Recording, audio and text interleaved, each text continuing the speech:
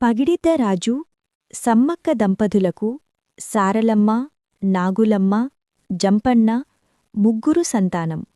మేడారం పరివనాలను కోయరాజులు కాకతీయ సామ్రాట్లకు సామంతులుగా ఉండి పరిపాలించేవారు. ఆ కాలంలో వరుసగా 3-4 ఏళ్లపాటు అనావృష్టి ఏర్పడడంతో ప్రజలు పన్నులు కట్టలేని స్థితికి చేరుకున్నారు. పగిడిద్దరాజు కప్పం చెల్లించుటకు నిరాకరించడంతో ప్రతాపరుద్ర చక్రవర్తి గిరిజన పాలకులను అణిచివేయడానికి సైనికులను పంపారు. కాకతీయ సైన్యం నేటి వరంగల్లు జిల్లాలోని ములుగు సమీపంలో లక్నవరం సరస్సు వద్ద స్థావరం ఏర్పాటు చేసుకుని యుద్ధం ప్రకటించారు.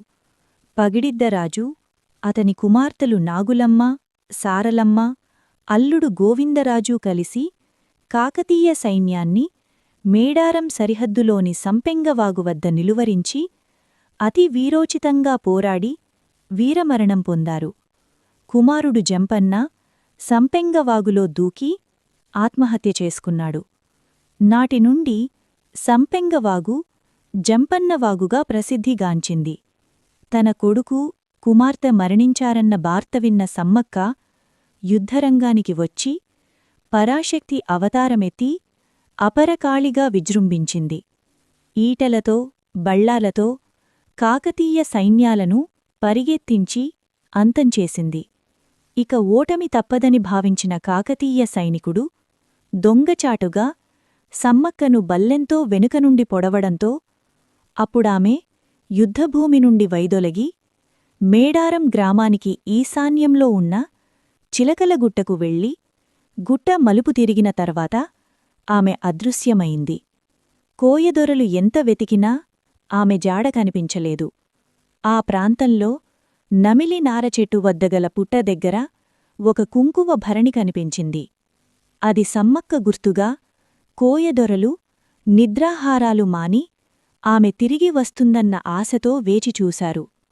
ఆ దశలో మాయమంత్రాలతో సాధించిన రాజ్యం వీరభోజ్యం కాదని, ఈ గడ్డపై పుట్టిన ప్రతి వ్యక్తి వీరుడిగానే రాజ్యాన్ని సంపాదించాలని ప్రతాపరుద్రునికి ఆకాశవాణి మాటలు వినిపించాయి. తిదప తన తప్పు తెలుసుకున్న ప్రతాపరుద్రుడు కోయరాజును ఆహ్వానించి సమ్మక్క భక్తుడిగా మారాడని తెలుస్తోంది. ఈ స్థలంలో 2 గద్దెలు కట్టించి 2 సంవత్సరాలకొకసారి ఉత్సవం జరిపితే భక్తుల కోర్కెలు నెరవేలుతాయని ఆమె చెప్పినట్లు ప్రతీతి.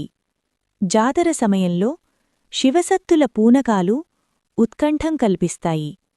సంతానం లేని స్త్రీలు దేవతల గద్దె చుట్టూ వరాలు పడతారు.